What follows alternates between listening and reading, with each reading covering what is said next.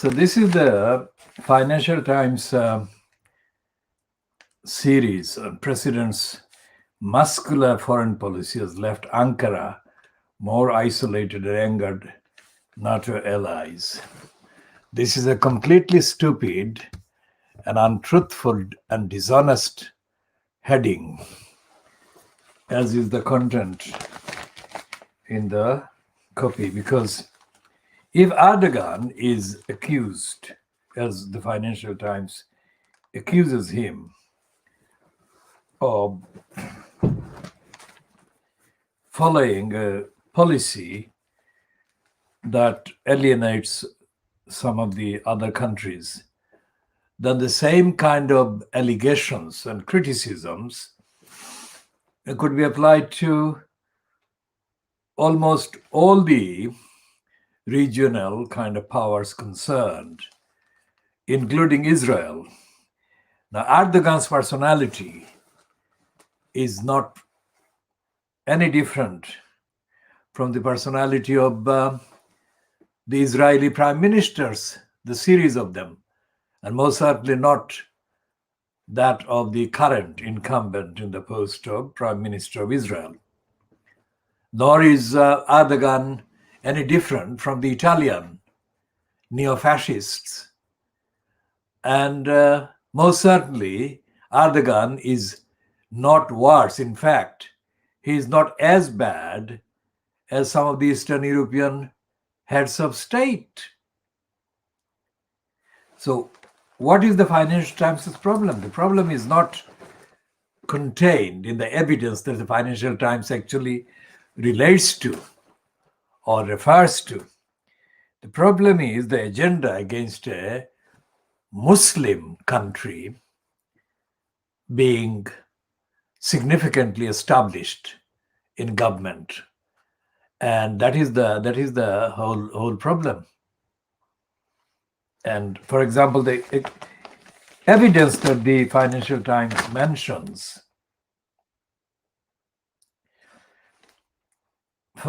reads ridiculously common.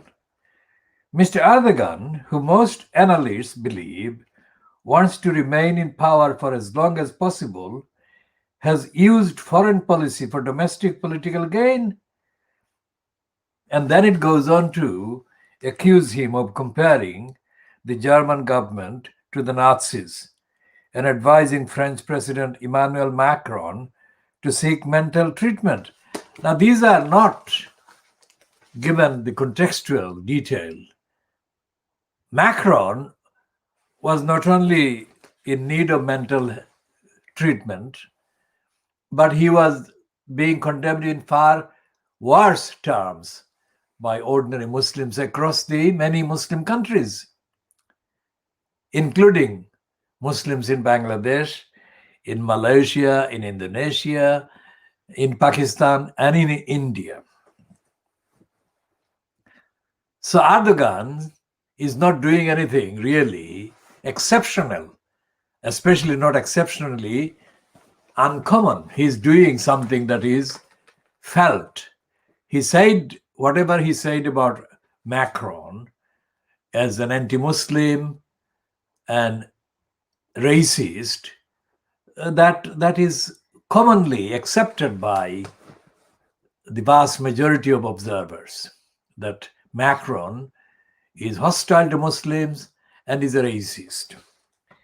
As for the German government, that is obviously the Nazis were in control of Germany. So the issue of comparing the government fronted by Angela Merkel with the Nazis is complicated and needs detailed examination. Whether Angela Merkel can be said to be following anything the Nazis did needs to be very strongly and seriously examined. At this moment, we don't have any evidence of that. But what we do have evidence of is that German society, politically, socially, and culturally, is as anti-Muslim as the rest of the Western European countries. And especially after the fact of the Muslims being found to have been more cooperative and cohesive in terms of contributing to German society. The persistence of racist, anti-Muslim activities in Germany has to be examined by looking at the role of the government fronted by Angela Merkel, whether they are committed to really dealing with those anti-Muslim racists or not. As for the blame for Turkish hopes of joining the EU fading, as the Financial Times says, this is again a stupid kind of statement by the Financial Times. As I said in part A today, Turkey would not be joining the EU for decades, not because Turkey cannot be a functioning member of the EU, but because of the hostility based on anti-Muslim hatred and prejudice and the Crusader agenda that persists across Western Europe to this day. So, as I have no brief for Erdogan or for any other head of state or any other regime, my observation and comment are entirely based on the evidence before me and accessible to me. And on the evidence available today, the Financial Times is totally wrong. And the Financial Times is being kind of capitulating to Boris Johnson and Dominic Raab as compared to its attitude of hostility towards Ankara. Now, today's newspaper, which boasts of being the newspaper of the year, journalism you can trust, it says that vaccine drive for UK is failing to hit the target. And they're running a headline or a heading under the title of Monarchy and calling Sarah, Andrew's ex-wife, as HRH Sylvie Green. Duchess launches new career as a romantic novelist. Sarah Ferguson is apparently now writing books as a romantic writer.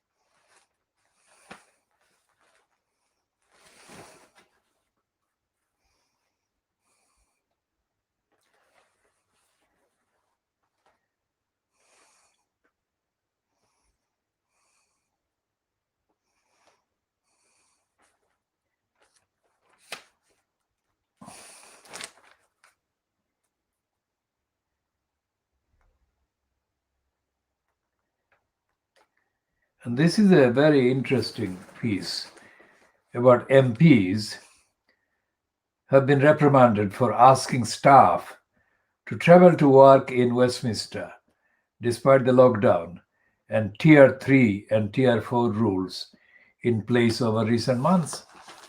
Now that gives the game away. MPs are criminals and liars and morons. All of these things in various orders based on the evidence.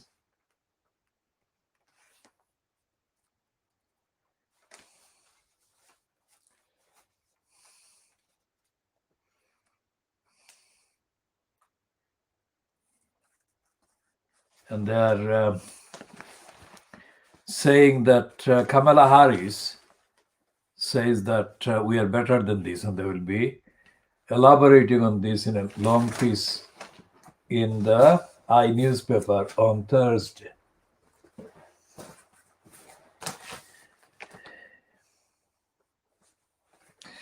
And the business section of the Boris graph is saying that abrupt end to stamp duty holiday will crash market. And they're running a campaign apparently saying that stamp out the stamp duty.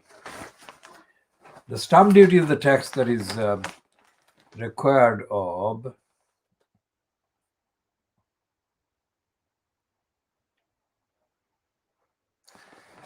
housing market. And again, this is a wrong campaign. It is not about housing. It's about housing as market. It's not about housing rights.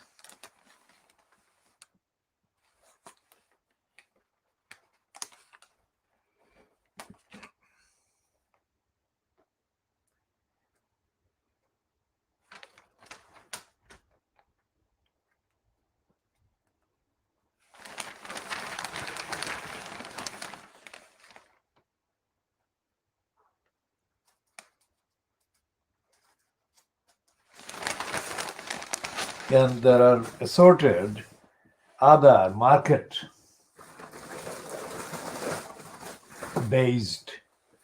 items promoting the market idea, not rights, let alone the needs of people. And we have absolutely no evidence that today's Fleet Street contents contain anything different from the role that the Fleet Street papers play in hiding the truth, in denying the truth, and in suppressing the truth, and in misleading people, and not complying with the requirements, the basic requirements of journalism that the so-called students of journalism are taught. What, where, when, why, etc. There is nothing like that. It's all packs and packs and packs of propaganda. It's not the fact, it's not the evidence. And all the headlines are propaganda headlines, and they're not actually reporting the truth. They're hiding the truth. They're covering up the truth.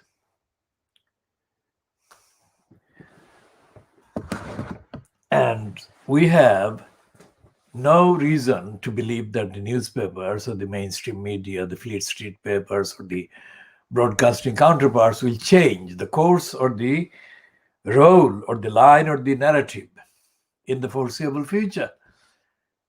Meaning foreseeable future, meaning years or decades or even longer. And the fact that the newspapers are actually shrinking in terms of circulation is directly related to the fact that they don't tell the truth. And locally, the lying role played by the archant or the archanted titles circulating in the name of the East London areas, for example, the Newham Recorder, the Docklands and Tower Hamlets, or East London and Docklands Advertiser, or Docklands and East London Advertiser, whatever the title. I'm not looking at it this minute.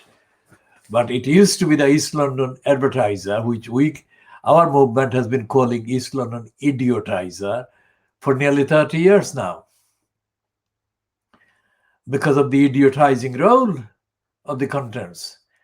The Newham Recorder, the East London Idiotizer, and the Hackney Gazette, these are all owned by the Archant Group.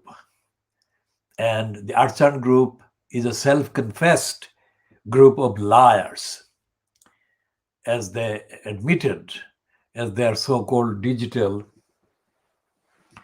content editor executive person said that the newspapers, the so-called local newspapers, don't have an automatic right to be allowed to continue in publication if they don't actually attract the readers. And it is further confirmed by the fact that they have been running for the last 2 years or just longer than 2 years.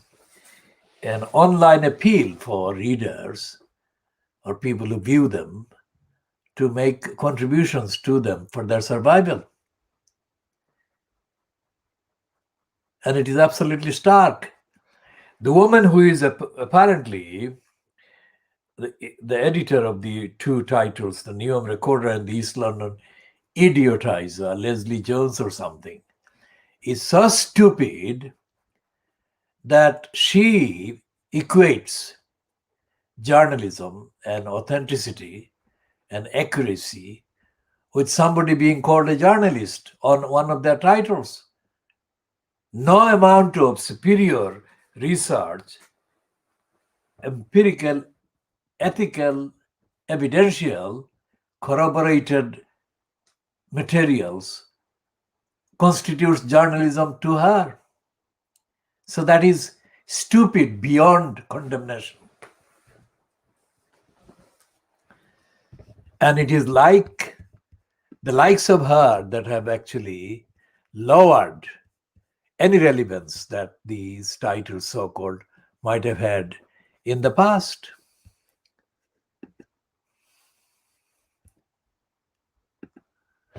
To the local people, the local communities.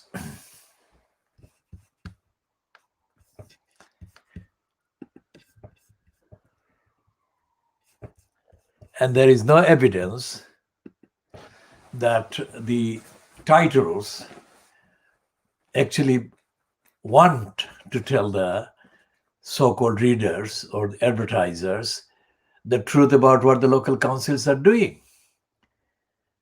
At no level of the facts and the evidence affecting people's daily lives, evidence of the behavior of the local councils, elected councillors, does the title in each of the borough or each of the boroughs actually relate to what is going on? And what is going on in terms of the broadly divided areas include housing, include schools and schooling, include health, public safety, and the environment. And in none of the areas has any of these local papers been reporting even 1% of the activities that are actually taking place by individuals confronting, encountering the local council and the wrongdoers. Individuals as recipients of the wrong decisions, the illegal decisions, the prejudiced decisions, the criminally intended wrongful decisions and negligence. This is in the numbers is like in the three boroughs, let's say the three boroughs that are kind of lumbered with the elected mayor post of corruption, Hackney, Newnham and Tower Hamlets, the three boroughs put together will have at least 100,000 people aggrieved with the three councils' behavior. And there is nothing in the councils' structures that allow any reasonable process of auditing the behavior of the criminals. The criminally intended crooks that are in posts in these councils as employees of the council, the in-house employees. And the same applies to the outside, the external contractees that these councils engage and hire from time to time and on contractual basis to carry out some of the routine works that the councils are supposed to be responsible for. And there is nothing externally. That is to say, there is no judicial kind of remedy. As I said before, not today, but on previous occasions, And as is the case, wrongful decisions by local councils cannot be really effectively kind of challenged by the targets of the wrongful decisions. The only thing that is available is a further time-wasting diversion called the local government ombudsman,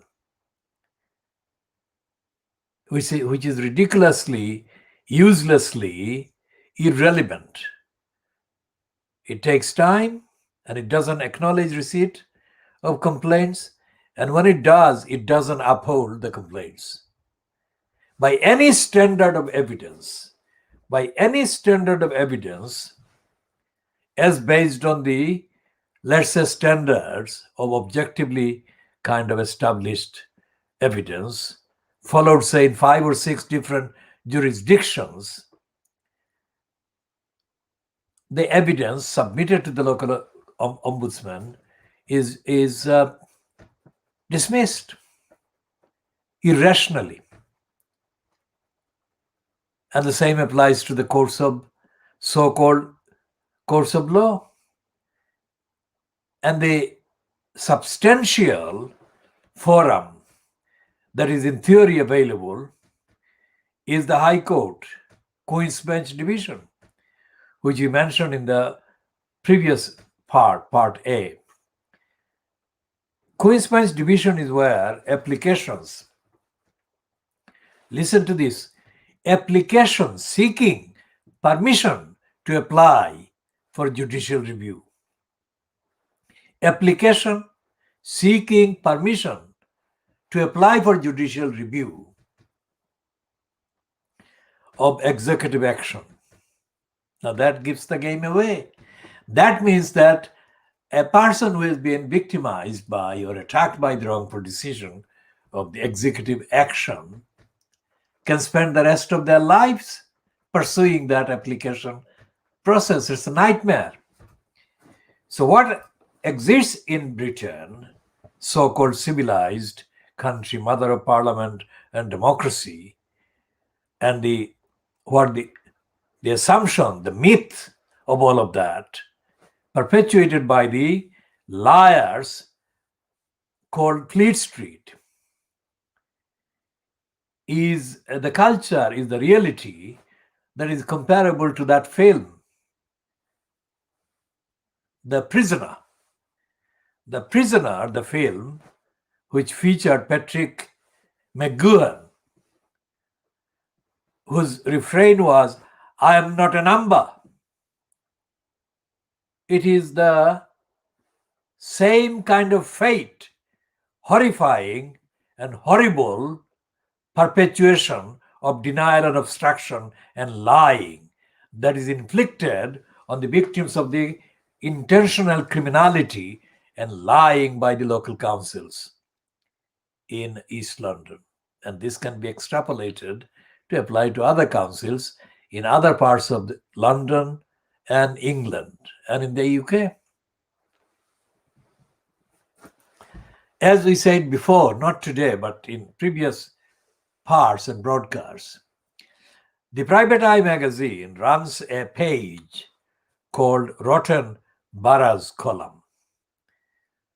It is supposedly based on the corruption, incompetence, waste of money, etc. by local borough councils. But it doesn't cover, that is to say, it doesn't actually report even 5% of the corruption and criminality that goes on.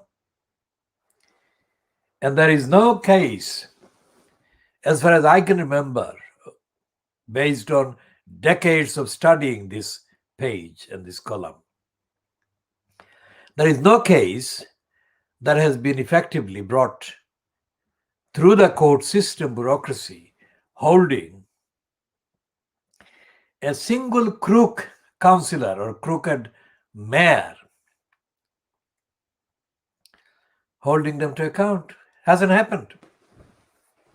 And the main reason why it hasn't happened is because despite the fact that they call it, the Private Eye call it, rotten boroughs, they really don't publish most of the truth about the rottenness and the criminality and the big criminality, the big crimes that go on.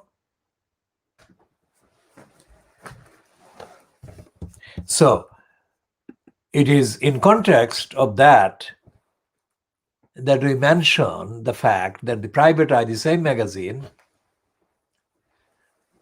also claims to run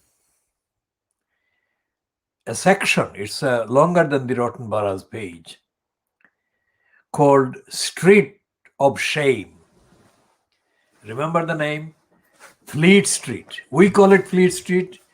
Most of the informed people call it Fleet Street, but Private Eye goes one further and calls it Street of Shame.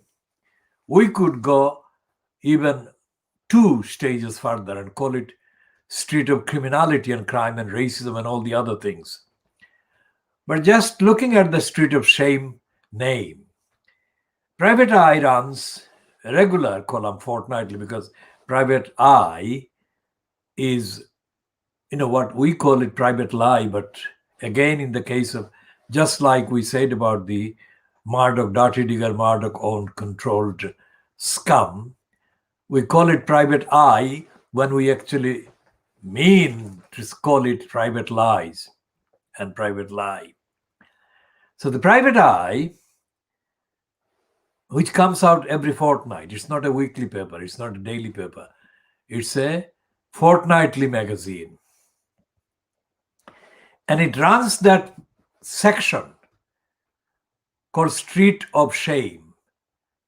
The name suggests that they are exposing shameful behavior by various Fleet Street papers and their various employees, journalists, editors, whatever, owners.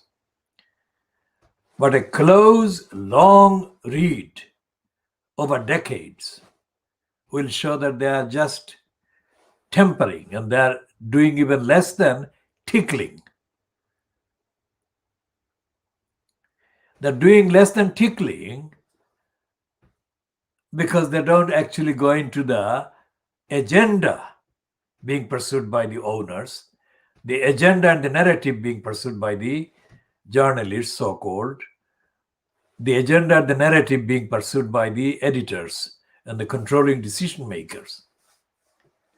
And the reason why they don't do that, they don't go into examining, let alone reporting, let alone exposing the occurrences of the corrupt, racist, and criminally in denial policies of these titles, Fleet Street titles, because private lie itself belongs in the same culture, belongs in the same attitude.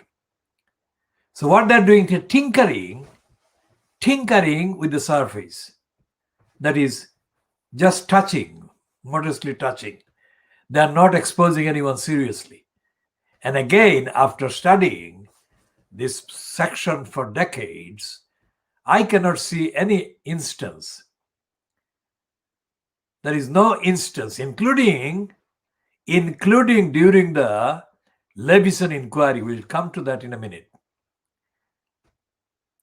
including the various references to Dirty Digger Murdoch, who owns the Times and the Sun, Scum, and the News of the Screws, which was the News of the World, which he was forced to close down as a direct response to the charges against the title over the murder of a white girl by a criminal based on allegations of her phone being kind of abused, and also other allegations. During the Levison inquiry into the Fleet Street and into the misuse of the Fleet Street papers, Private Eye made several allegations based on published statements. Especially Private Eye made allegations. They were not original. They were actually stated to the Levison inquiry by witnesses, so-called. The allegations were recycled, let's say. and they concern the behavior of Rebecca Brooks. Now, Rebecca Brooks is one of the world's most highly paid women media executives. And it is a mystery to this day as to why Rupert Murdoch pays Rebecca Brooks so much money as he does. And so, despite the fact that they make a lot of noise in terms of their references to Rebecca Brooks and the references to Rupert Murdoch, whom they call Dirty Digger, and we use that by acknowledging the fact that they coined the word or phrase Dirty Digger Murdoch. Despite the fact that they actually make a lot of references to Rupert Murdoch, the Sun, the Scum, and other titles in Fleet Street, which they call collectively the Street of Shame, there has been no successful court case against any of them. In fact, when the libel award to Jeffrey Archer was made based on the various things that were alleged, Jeffrey Archer got a big libel win, and then he was actually exposed as a liar, as a result of which perjury he went to jail. But it was not anything to do with the coverage and the contents of the reporting by Private Eye, either in the Street of Shame or in any other part of the magazine.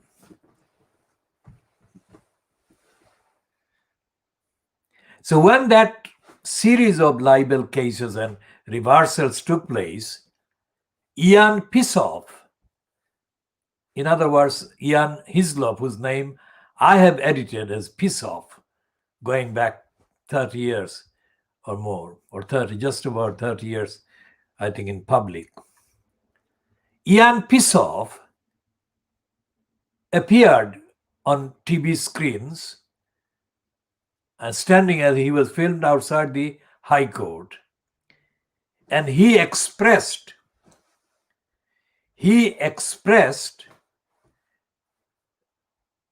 the angriest criticism against the libel law and the libel court system. And he was part of the rest of the Street of Shame in criticizing the amount of money paid for libel to claimants against newspapers, doing libels against the claimants. And Archer at the time was a claimant, successful claimant. So Private Eye and Ian Pissoff played the same role, followed the same narrative, made the same argument as the rest of the Street of Shame. Now that is a proof. That's not a speculation. That is based on evidence. And Ian Pissoff, to this day, is boastful of the role he played and the part he played in bringing about an end to the regime that existed up to that time of litigants bringing defamation action, getting high sums of money awarded to them and against their defamers and libelers. And that is the position currently. And this position is bad because libel has effectively been abolished, or the remedy of defamation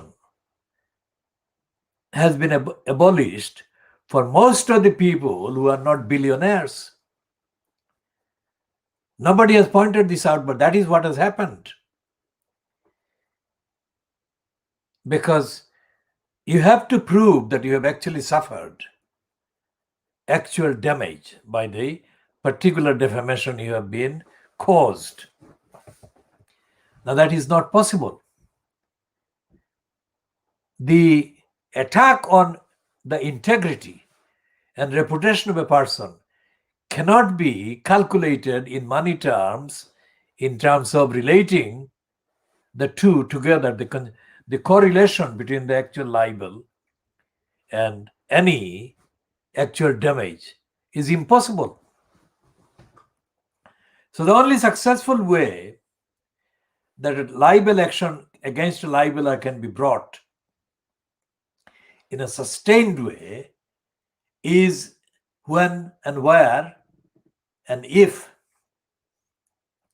the libeled person or the defamed person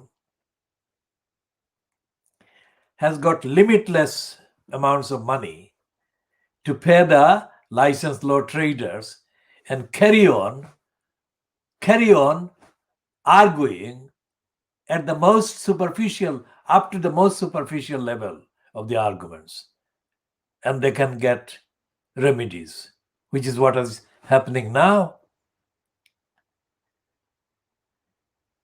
As it happened in the case of the wife of the previous Speaker of the House of Commons, Sally Barco, being sued by a billionaire. And the High Court, the Queen's Bench Division, awarded the billionaire a victorious kind of ruling against Sally Barco. Now the winner, who is dead now, the winner never,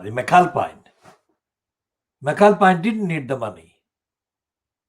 And he didn't have to prove that he had actually suffered actual damage as a result of Sally Barco's alleged libel of him.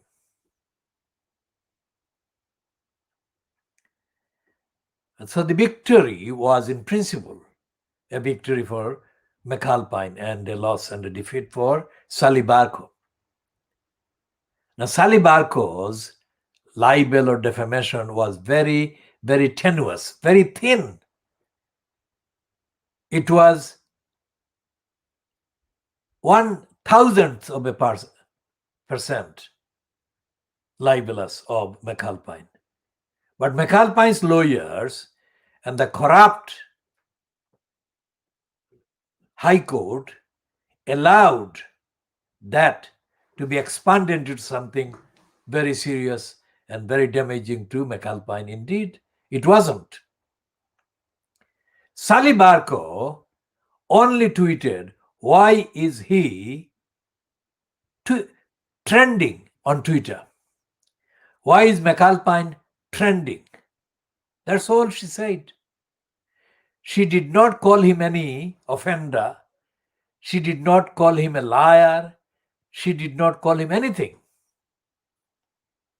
which is what is called against the many thousands of people defamed and libeled since the 2013 Defamation Act was brought into being as a direct result of the pro-defamation campaign that Ian Pissoff appeared in. So the myth that private lie diagnoses or dissects or truthfully examines Fleet Street is a myth, is a criminally intended lie and a perpetuation of Fleet Street's own lies and lying.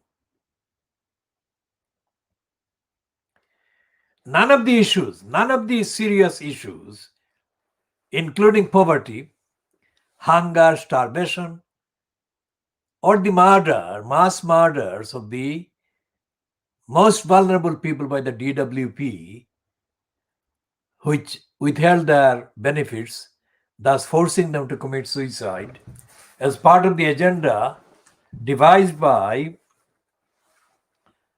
Ian Dracula Duncan Smith and others. None of those things has been examined evidentially or investigated by the private lie.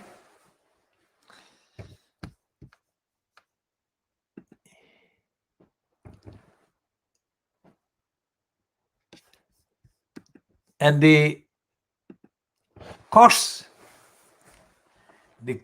to people affected by the libels and defamation and the other lies by Fleet Street continue to mount and continue to be incurred without any remedy.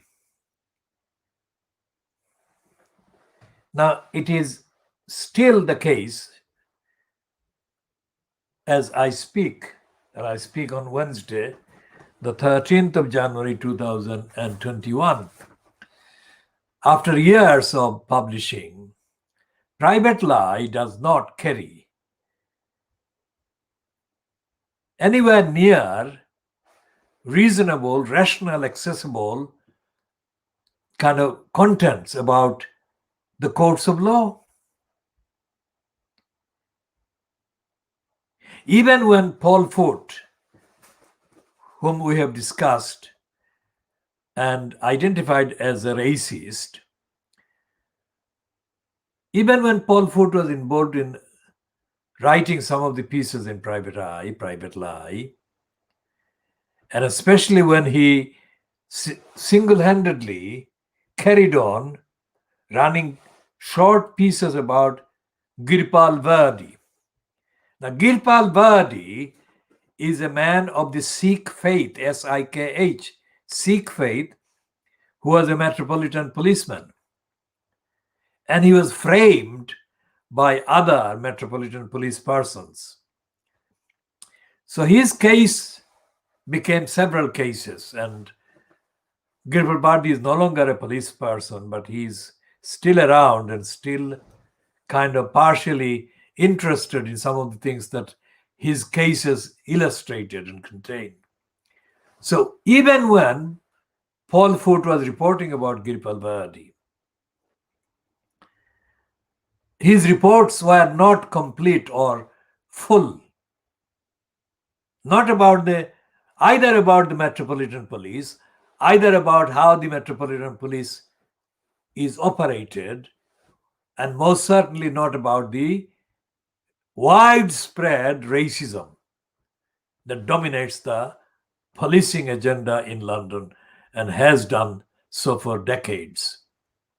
Not just in London, but in the case of Girpal Vardi, it was the Metropolitan Police, the London Metropolitan Police. So we're talking about London for that reason.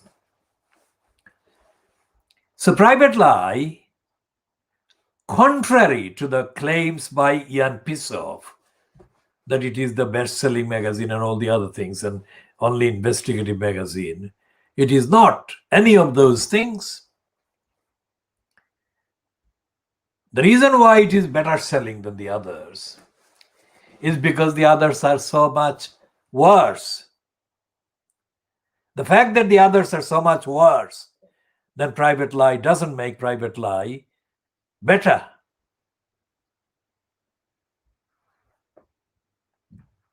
And it is not doing the auditing of the parliament, it is not doing the auditing of the government at all. So Private Lie is running on a series of fantasies and pretensions, claiming to be not part of Fleet Street, which it isn't, because it's not a daily, it's a fortnightly. It comes out every 2 weeks, once every 2 weeks. Whereas the Fleet Street titles come out every day, except the Financial Times and the I newspaper, which publish Saturday and Sunday editions together. The others are published every day, the edition being that they put the Sunday into the thing. For example, the Times has got a Sunday edition, which is the Sunday Times. The Borisgraph has a Sunday edition, which is the Sunday Borisgraph. The Daily Mail has got a Sunday edition, which is the Mail on Sunday. And the Guardian acquired the Observer. So the Observer serves as the Guardian on Sundays. What we are saying about the diagnosis of Fleet Street is actually not just the diagnosis of Fleet Street, diagnosis of the court system, the court's bureaucracy, diagnosis of the alternative so-called platform like Private Eye, and the diagnosis of the government, the parliament, and the mainstream media, the society. And that is, as we say, it's a fact. It's not a boast. It's not something that we need to make a boast about. We don't need to make any boast about anything. What we are saying is that this is the only broadcast, it's the only channel, it's the only kind of publication online that deals with the Fleet Street and the media in this way. And the principles that we apply in diagnosing is solidly based on evidence, objective, independent, internationally objective evidence base.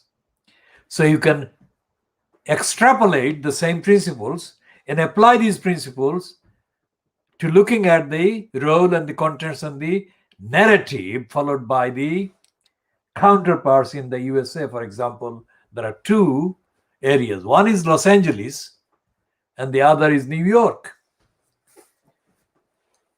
Most of the titles appear in terms of national kind of distribution from Los Angeles and New York, not from Washington, where a very small number of titles are based.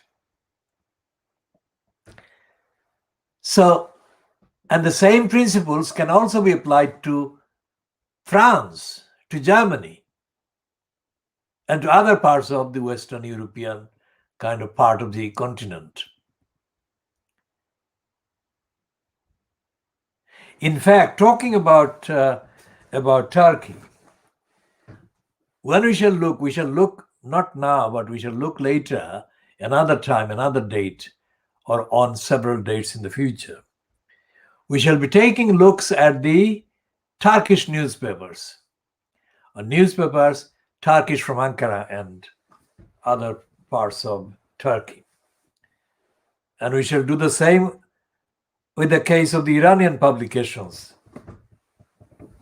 And we shall be looking, as we said yesterday, extensively at the papers in India.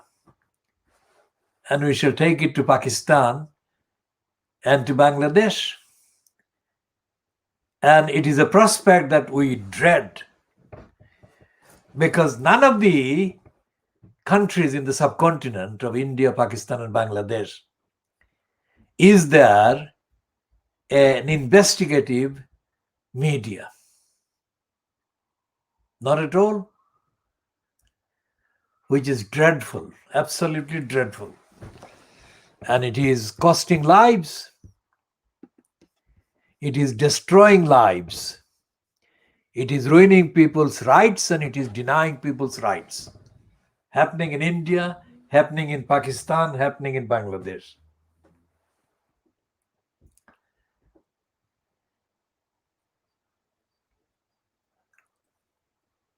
So what we have to do is to look for indications of what is available to give people the platform, the say, to seek justice of some sort. And there is nothing in offing. There is nothing that is visible as coming in the near future, near next year or next decade, or in the decades to come. Which is why when we prepared the analysis, diagnosis of the Indian press or the printed media, main media in India, we decided to look at the Indian films, Bollywood, Tollywood, and the rest of Indian kind of films, cinema. And what we have found, or what we have been finding in the contents of the cinemas, is really frightening, really worrying. It is treating the supposed market, the audience, with contempt. It's worse than a factory production line. Factory production line of cinema. It makes no difference whether the production place is Bombay or Mumbai, or it's Madras or Chennai, or it's Hyderabad or Calcutta or any other city, or in Delhi. It doesn't matter. The cinema production line across India, or in the Indian cinema industry, is the same, identical. And there are not more than 100 currently kind of signed up actors. They are kind of interchanged and they are transferred from one role to the other. There are some villains or some roles of villains that are played by certain identifiable faces.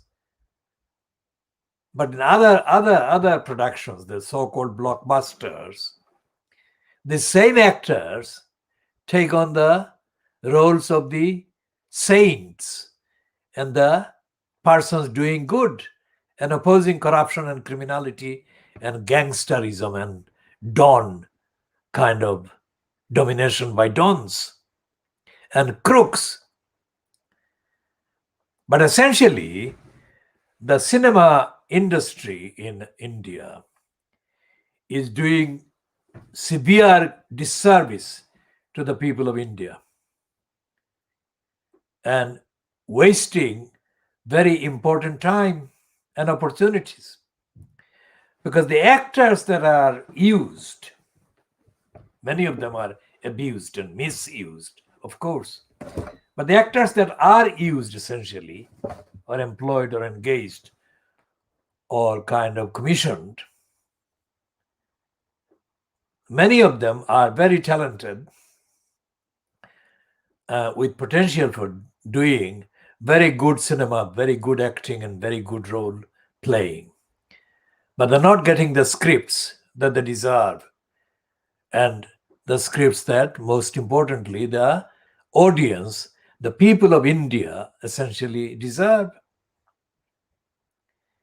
Why is that? Why is that happening? Why are Indian cinemas stuffed full of factory production, factory produced blockbusters and their likes?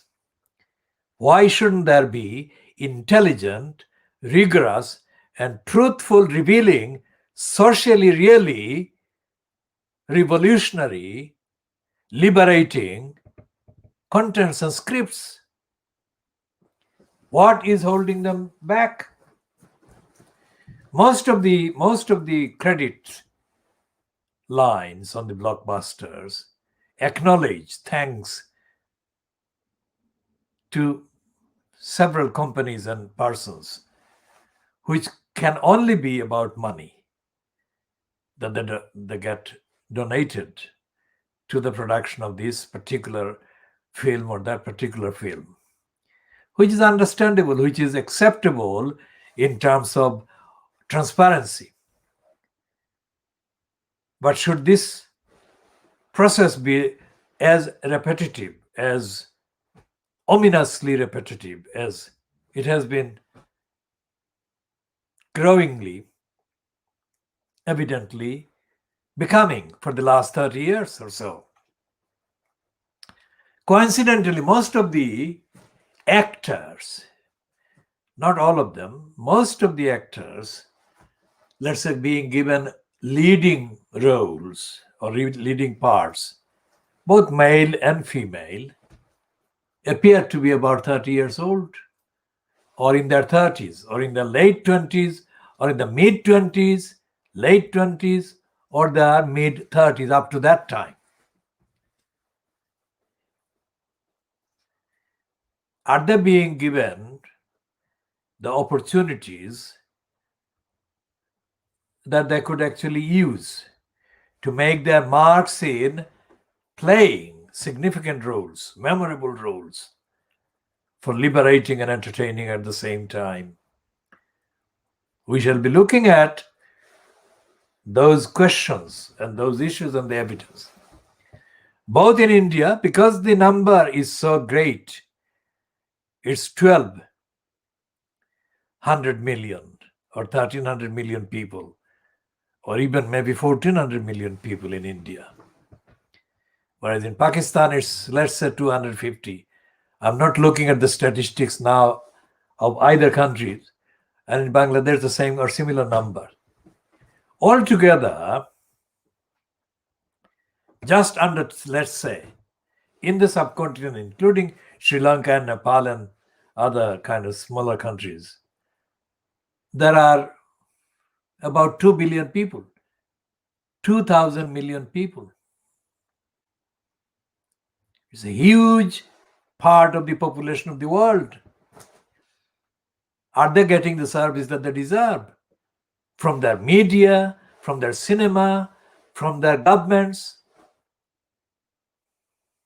These are the questions that deserve to be asked and explored and examined for the sakes of all these people. And we have not even started to investigate why the media and the governments and the academies, the universities, the education kind of bureaucracies are lagging behind in looking at the environment, looking at the sanctity of the environment and the rights of the creatures, the animals, and the habitats, and the countrysides, and the billions of trees and plants being destroyed across the subcontinent, and the absence of replanting trees and greening the subcontinent is not happening.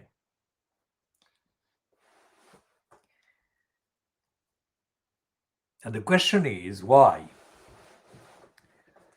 Who has kind of sabotaged the brains of these people who are doing various decisions at every level across the subcontinent, across the three main countries?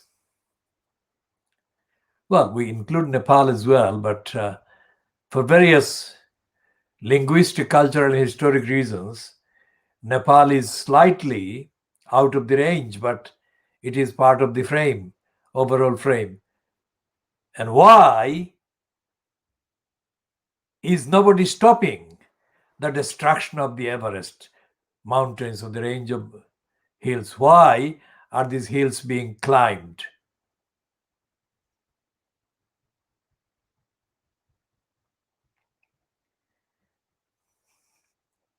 Shir nehari amari, noto shir oi shikor himadrir. Now, who is lowering? Who is lowering the peak of the abode of ice? Did Nazrul, the rebel poet, who is the national poet registered of Bangladesh, did he speak in irony in that poem? Bolo bir, bolo unnoto mamo shir, shir nehari amari, noto shir oi shikor himadrir. Did he say those words in irony, or did he speak them literally from the heart? Could be both. But whoever is destroying the peak of the abode of ice is destroying the whole place, not just the little mountains that are being created under the big mountain that is being mountains that are being destroyed, but the whole plains of the subcontinent being destroyed. Did Nazrul raise the alarm in that poem, The Rebel? Bolo bir, bolo unnoto mamashir, shir nehari amari, noto shir oi shikor himadrir.